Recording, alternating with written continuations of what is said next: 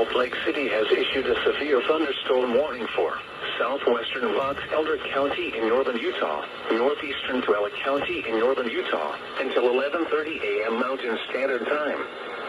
At 10:44 a.m. Mountain Standard Time, severe thunderstorms were located along a line extending from 36 miles south of Park Valley to Utah Test and Training Range north near Knowles, moving northeast at 55 miles per hour. Hazard, 70 miles per hour wind gusts. Source, Mesonet reported gusts to 70 miles per hour. Impact, expect considerable tree damage. Damage is likely to mobile homes, roofs, and outbuildings.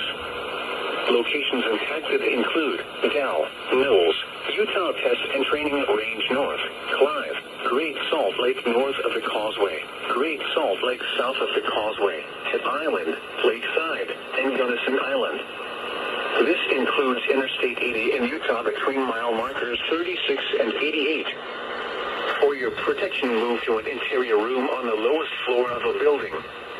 Repeating, a severe thunderstorm warning has been issued until 11:30 a.m. Mountain Standard Time for the following counties in Utah: Box Elder and Tuella.